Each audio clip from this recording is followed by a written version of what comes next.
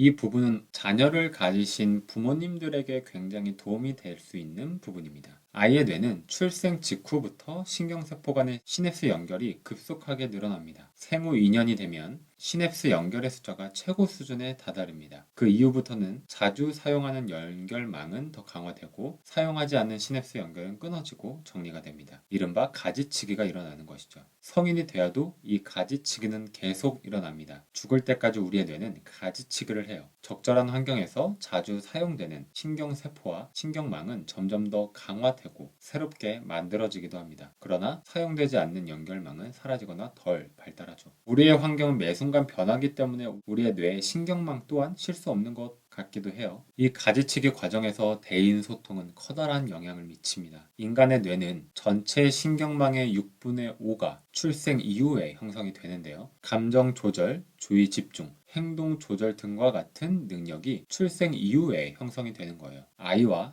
양육자 사이의 상호작용은 뇌구조 발달에 결정적인 영향을 미칩니다. 양육자와 어린아이의 소통은 아이의 두뇌 발달에 있어서 결정적으로 중요합니다. 인간은 적어도 태어나 한두 해 동안은 절대 혼자서 살아남을 수 없습니다. 누군가가 24시간 세심하게 보살펴 줘야 생존할 수 있어요. 우리가 늘 감사해야 하는 근본적인 이유입니다. 아이는 만 3세 반에서 4세쯤 되어야 자의식이 형성이 되는데요. 내면 소통을 할 수 있는 능력을 갖추게 되는 것입니다. 그 전에는 나라는 정체성을 지니지 못한 상태이고 나는 아직 존재하기 전이에요. 그렇기 때문에 이때 양육자와 대화를 한다는 건 사실 양육자가 혼잣말하는 내면 소통을 하는 것과 같습니다. 하지만 양육자가 아이를 향해 내면 소통을 하면 아이 역시 스스로 내면 소통을 할 수 있는 계기를 얻게 돼요. 양육자와 아기가 각각 내면 소통을 할 수 있게 되었을 때 비로소 양육자와 아기는 대화를 할 수 있게 됩니다. 아이의 자아는 양육자의 내면 소통을 시작으로 형성되기 때문에 무엇보다 양육자의 내면 소통이 중요한 것이에요. 대부분의 아이가 경험하는 최초의 타인은 양육자입니다. 이 소통이 얼마나 중요한지는 내면 소통 전체가 다 이 내면 소통의 중요성을 다루고 있죠. 우리의 자아에는 어린 시절 양육자의 내면 소통이 깊이 각인되어 있습니다. 어린 시절 양육자와의 소통을 통해 자아가 만들어졌기 때문에 우리의 뇌는 양육자와 나 자신을 동일시하게 됩니다. 그래서 긍정적인 내면 소통이 결국 긍정적인 나를 만듭니다.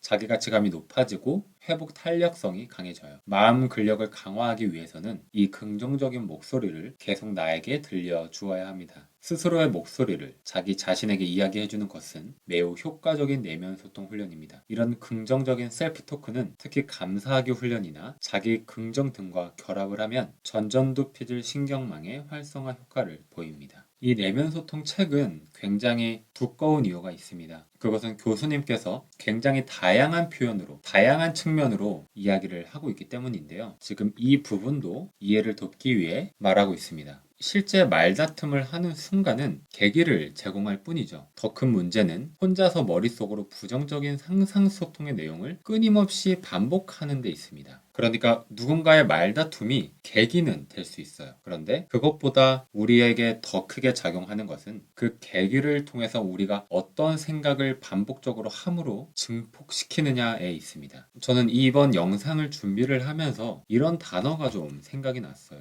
회전 증폭력. 내면 소통은 회전 증폭력이 있다. 그러니까 우리가 긍정적이든 부정적이든 우리가 생각을 하면 할수록 그 생각의 결과로 나타나는 우리의 반응, 움직임이 될 수도 있고 감정이 될 수도 있겠죠. 이것은 증폭된다는 거예요. 그래서 어떤 방식의 습관을 가지고 있느냐가 굉장히 중요한 것이죠. 이렇게도 말하고 있습니다. 인간관계의 갈등이 실제로 존재하는 곳은 인간과 인간 사이라기보다 각자의 머릿속이다. 왜냐하면 내면 소통은 각자 안에서 이루어지기 때문이죠. 따라서 인간관계 갈등 해결의 열쇠는 각자의 내면 소통의 내용을 바꾸는 데 있습니다. 각자의 머릿속에서 이루어지는 부정적인 내면 소통 습관이 인간관계 갈등의 기본 원인입니다. 이러한 갈등에서 벗어나려면 자기 내면에서 끊임없이 재생산해내는 이 부분이 바로 제가 회전 증폭력으로 표현하고 싶은 부분인 것 같아요. 끊임없이 재생산해내는 부정적인 내면 소통의 습관부터 바꿔야 합니다. 그러기 위해서는 자신도 모르게 저절로 이루어지는 내면 소통의 내용을, 방식을 늘 알아차리는 능력을 길러야 합니다. 불안한 사람일수록 부정적인 방향으로 내면 소통을 하는 경향이 있습니다. 전형적으로 대인 공포증이나 커뮤니케이션 불안증입니다. 앞으로 마주해야 하는 커뮤니케이션 상황을 미리 상상하고 그에 대해 두려움을 갖는 것이죠. 만약 여러분이 미래를 앞서 상상해서 두려움을 느끼고 걱정을 한다면, 또 이런 거에 익숙하다면 부정적인 내면 소통 습관을 가지고 계신 것입니다. 저 역시 많은 부분에서 이런 습관을 가지고 있는 것 같아요.